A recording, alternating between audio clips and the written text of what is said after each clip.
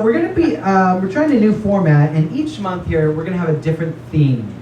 And September's theme this month is peace. And when I was contemplating the theme for this month, it rose because of every year now, in September, we turn our thoughts to 9/11. Yeah. We remember 9/11, and the slogan for 9/11 is never forget. Mm-hmm. And that slogan it's a double-edged sword, because we never forget those that lost their lives that day, and we send love and light to them, to their family, and we create a greater experience of love on the planet. But on the same time, it's a reminder for many people to live in fear. Don't forget to live in fear, that every day is the possibility of another attack. And so I feel as I would like to transcend that second option when it comes to terror. I like to transcend terror. I like to create a transformation in our awareness and our consciousness. So terror is no longer a word in our vocabulary, because we are so aligned with truth, we're so aligned with love, that we know that there is nothing to be afraid of, because we know who and what we actually are. Doesn't that sound nice? Yes. Y'all into that idea? Yes. Well, then let's get to work. In order for peace on this planet, and we talk about peace a lot here because it's in our mission statement, we refer to world peace, piece by piece. Now that was compliments of Reverend Jennifer Hadley. When we started this organization, she said world peace, and I was like, oh, they're going to think we're like flower children or something like that. But she was determined. She goes, no, this is why we do the work that we do. It's all, when you get down, the bottom line in this experience is world peace. And it may be through different communities that we do this, and specifically the piece by piece, that's what I added, because I like getting creative with slogans and taglines. But the significance of piece by piece is it's an invitation for each and every one of us to take peace personally. Mm-hmm. Because what we experience in the world, and this is all that we talked about last month, what we experience in the world is an out-picturing of an inner condition. So if we expect world peace to be a viable possibility, we must be willing to feel peaceful ourselves. And when we feel peaceful, then we express that. And then we begin to see it in the world. The world reflects it back to us. So that is why we do this work. We come together. We come to spiritual communities like this. We develop our own practices that we can use in our own life, meditation, prayer, being of service, so that we can experience more peace. And then we can reflect that into the world, and the world in turn will reflect that back to us. This is the work that we do here. So how do we get our inner life in alignment with our intention? It comes down to investments. So let's consider this. When you invest in something, what do you expect? A return. A return. Exactly. When you invest your money in something, you expect a return. The same principle applies to your thoughts, to your thinking.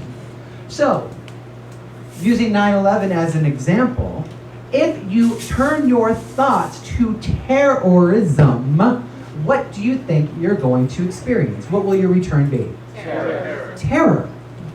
You will be terrified. And when you are terrified, are you experiencing peace? No. So are you fulfilling your true function, which we talked about, which is to recognize the truth of who you are and to inspire others to do the same? Are you in alignment with that? Are you fulfilling your divine contract? No. No, you've made a mistake. You're believing something else. When you blame other people for creating upset in your life, when you focus in and your thoughts are on blame, what is your return going to be? You're going to have conflict. You're going to have an enemy. Yeah, you're going to be powerless to your circumstance and situation. So in order for peace to be a true possibility, we must take a responsibility for our peace of mind now. And so this is an invitation to look at the entire landscape of your life and ask yourself, where am I holding onto false idols? So what's a false idol? A false idol is anything that has power over your peace of mind. Yes. So what are the false idols that we create in our day-to-day lives? Our jobs, Money. our money, our relationships, our weight, yes? Yes. Our title at work. Yes. These are all things that we give our power away to. Our age, our beliefs about what age means. There are people that are defining that. Thank you very much, Ms. Marilyn Manning, for teaching us that your life is what you make of it. That's right. Based on the choices you decide to focus on, yes? So those are all those things. So it is time for us to tear down those false idols. Yes. To release it. Every day you should release your relationships. Every day release your relationships. And when you release your relationships, something wonderful happens. You release your hostages. So let's talk about what's a hostage. Well. A hostage is anyone who has power over your peace of mind. That's right. So an idol is anything that has power over your peace of mind. A hostage is anyone who has power over your peace of mind. That means anyone that you expect to act a certain way so you can be happy. You are giving away your power. Give it away. You right? You are. Yes.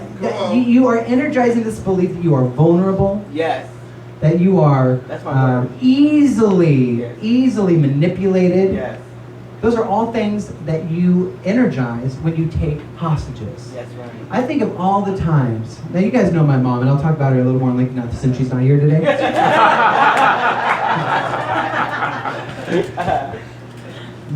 My mom grew up in South Carolina. She was just a Southern belle and the sweetest thing ever. And truly, my mother is one of the most kind people I have ever met. And so just like, she can just be grateful for, I remember I took her to a cafe once and she was like, and everything, I was getting annoyed with her because she was saying thank you to everybody and like expressing her gratitude for everything. And they're like, okay, we get it. You love the pastries, you love the coffee, you love the atmosphere. But I was like, well, she's kind of got it. Like, you know what I mean? We're thinking like you're missing the point. If you're totally happy, you're missing the point. Like, if you're totally happy, then you're not really awake, or you're, you know. If you're intelligent, you should be really mad here, you know, at this.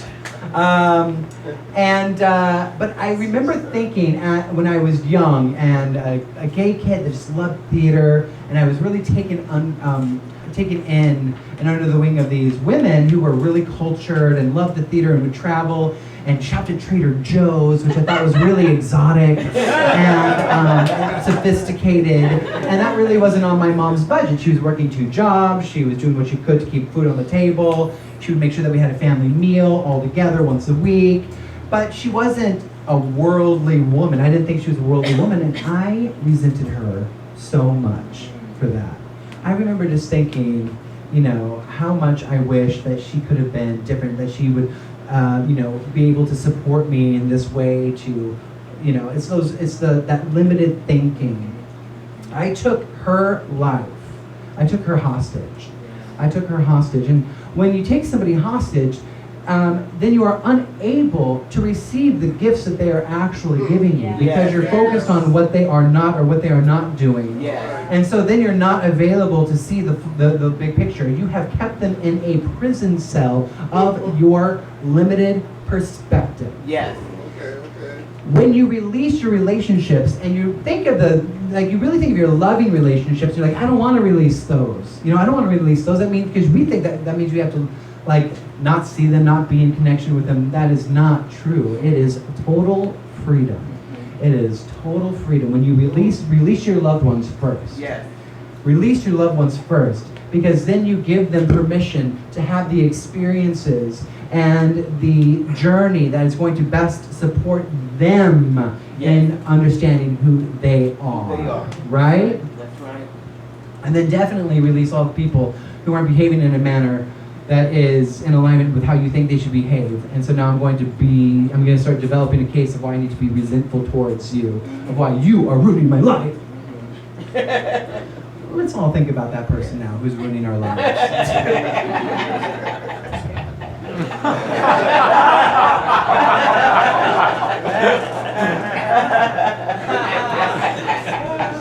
He compared himself to Michelle Obama today.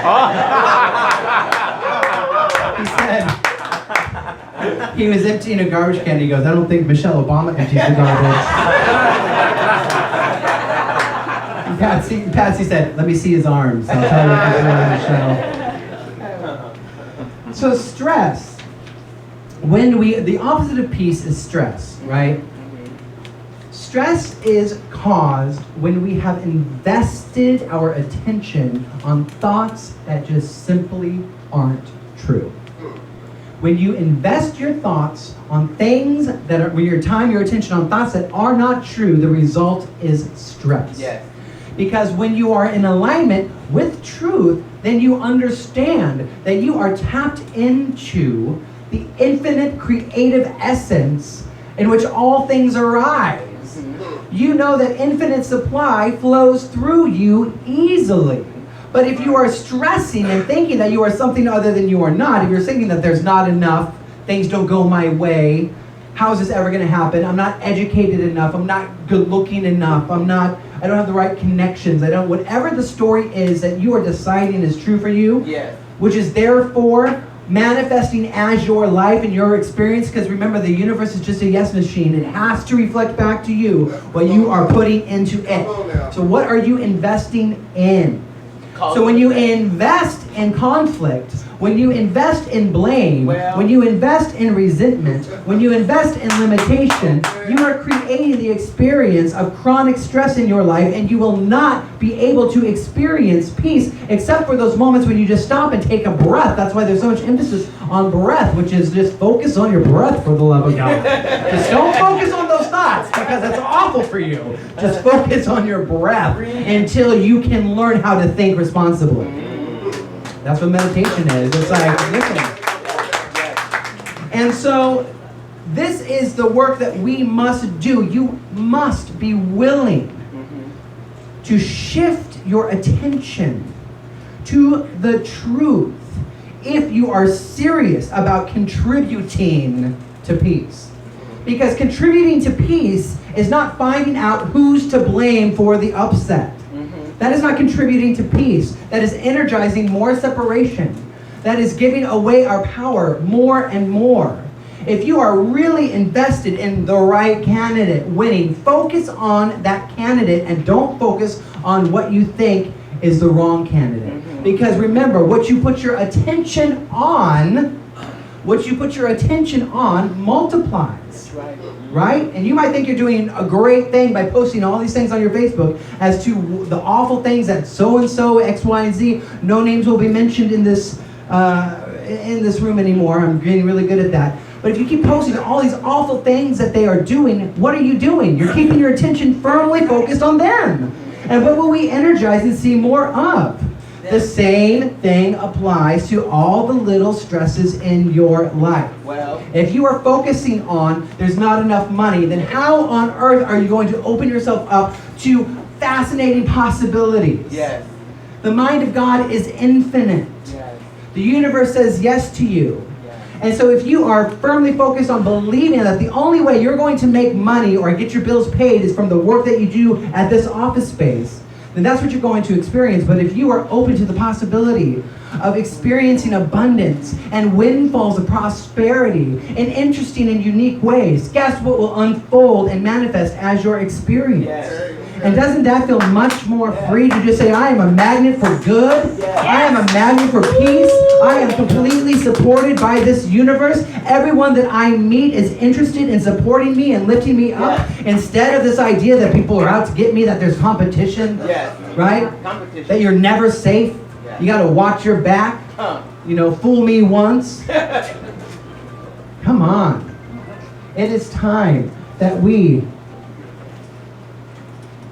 I was reading that, like, oh, those are good notes.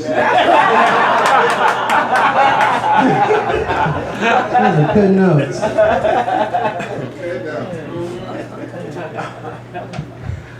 Amina says something so poignant in that opening meditation each time. She says, when the light appears, the darkness must fade. Yes. When the light appears, the darkness must fade. Must. And to take it a step further, and I love this, when the light appears, you realize that darkness never existed. Wow. It was just a mistake. Yes. It was just a mistake. All of the things that we call the evils in the world, those are a manifestation of a collective thought form. The evil gets stronger and bigger and more scary the more people put their attention on it. So just think about it. The more we place our attention on the good, on the light, on the love, the more we lift up the people that are expressing that are participating in that, the more that we place our attention and our funds and our energy on the things that are bringing peace and love and light in the world, what are we going to see multiplied in our collective experience? Because the good that we see in the world is a manifestation of a collective thought form. Yes. It's just people investing wisely. Yes. I had an experience just like hours ago, not even 24 hours ago, in which someone blamed me for something. And I was sitting there, and I was listening, and I was getting ready to offer my brilliant, insightful rebuttal, which people love to hear. And I thought, and I went and go, you know, okay. That's all I said. I was like, all right, because the person was making me wrong. They were blaming me. It's all right. I've been blamed before. I've blamed before. I understand that game. And they were blaming me for something, and instead of trying to convince them that they were wrong, I just said, you know, okay. And I decided in that moment, because this is definitely something that we have to decide every now and then. You've got to decide, do I want to be right or do I want to be happy? Because the truth is, most things that we are determined to be right about just don't matter. It just doesn't matter. We are just so afraid of being wrong. But here's how you know that you're making the right decision, is if it feels good. Because in that moment I paused and I felt into entering into an argument with someone, and I thought, that's not going to feel good. The most peaceful thing I could do for myself is just let it go. I don't have to be right. I'm really upsetting them. And they're like, what? No! So let us contemplate this in our life, because it's important that we take what we're discussing here and apply it into our own lives. Yeah. I invite each and every one of you to consider, what are your false idols? What are the things that have to be a certain way in order for you to be happy? Who have you taken hostage? Yeah. Who are the people that need to behave in a certain way in order for you to be happy? Where are you investing your time? Where are you investing your thoughts? Where is your energy going to? Is it in the belief system that everything is unfolding perfectly as it should, supporting you so you can be exactly where you need to be, to do what you need to do, to contribute to the awakening of humanity, thereby expressing itself as world peace? Or are you looking for who's to blame, and what's to blame for why you're not living the life that you think you should be living? This is the work we do. This is how peace is going to be our reality. Yes. Is when we learn how to be responsible with the thoughts we're thinking. And if that seems like an impossible task right now, it's not. People have been doing it since people have been thinking. This is why we learn about the tools. This is why we come here to connect into a community, so people will remind you of who you are, how great you are, and lift you up. This is why we practice mindfulness. And this is why we practice meditation, so we can create space between what we are energizing and the thoughts. We can choose the thoughts that we're thinking. We can become aware of the sensations that we experience when we choose to think certain thoughts. And then we can choose not to think them. Isn't that wonderful? Yes. That we actually can choose not to think certain thoughts? Yes. That you are not a victim of your thinking? Yes. You get to choose what thoughts you are going to think. Yes. That's freedom. Yes, it is.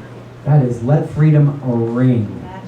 That is how we will experience world peace. Peace by piece, by piece, by piece, by piece, by piece, by piece. It is in your willingness to say yes. And then to develop enough loving discipline to actually put this work into practice. Yes. You guys down? Yes. Let's go with that. Do it.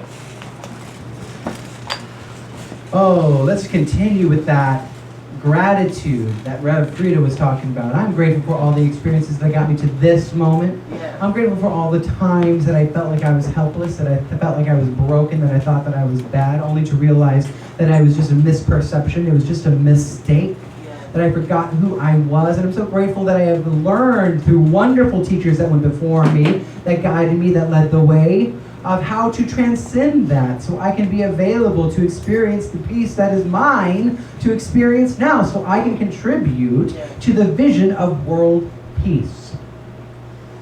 I'm so grateful that I was able to transcend the littleness of selfishness so I can participate in the community. So I can express and feel the power in unity. So let us offer up collectively any blocks that are preventing us from experiencing upset, experiencing stress, experiencing frustration, experiencing anger, outrage, here and now. Let us offer it up so that we can transcend that and be available to experience joy now. Joy is here. Peace is here. And we commit now to open the door and let it in, and to express fully and freely as our life. Thank you, God. Thank you, God, for all the good available here and now. So we share the healing benefits of this prayer, of our commitment to do this work with anyone who feels alone, anyone who feels afraid, anyone who doesn't have access to these kinds of words or this kind of community, especially LGBTQs all over the world that don't even know that a relationship with God is on the table. We send them love and we send them light. We support them, knowing that we are one mind, and as we heal, everyone heals. We know this to be true, so we go forward in a state of celebration because there's so much good to celebrate. And in grace and gratitude, we let it be, and so it is. Amen. Yes.